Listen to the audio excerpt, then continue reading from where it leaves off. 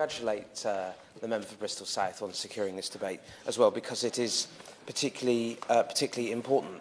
It's very clear to me, Mr Hollowbone, that the government has invested and continues to invest a lot of money in apprenticeships. That's very clear because of the demand in funding to 2.7 billion until 24-25.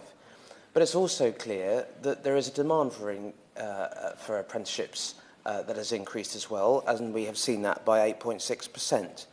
But I'm here this afternoon, Mr Hollowbone, to make the case for land-based colleges and land-based apprenticeships, because I'm afraid in the wider debate they're not always prioritised, as we know full well in West Dorset, where I have Kingston Moorwood College, one of the best land-based colleges in the country. It serves not only West Dorset very well, but Dorset more widely. But whilst there is an increase in funding overall, I'm afraid it's not quite happening for the land-based colleges in the way I might like it.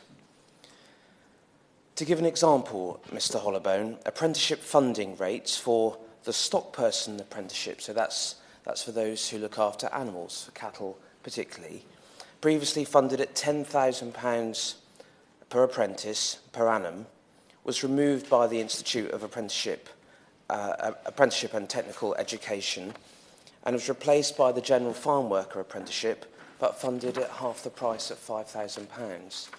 Now, it doesn't take a genius to work out that is therefore pushing the finances in a very difficult place, especially when 20% of that £5,000 is reserved until the scheme is completed. It has meant that in October and in the last couple of weeks, Kingston Moorwood College has terminated this apprenticeship.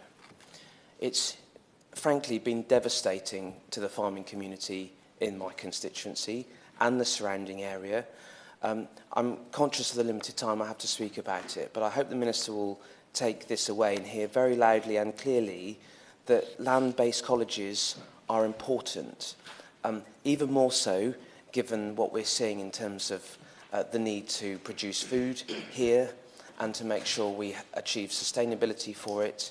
It is not acceptable that we've now seen a whole course of apprenticeships close in this case. So I hope he might be able to see what else he can do, because as it stands at the moment, it's not just this past year that has finished.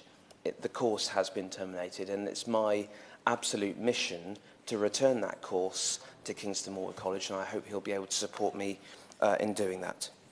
Thank you. Mike Ainsbury.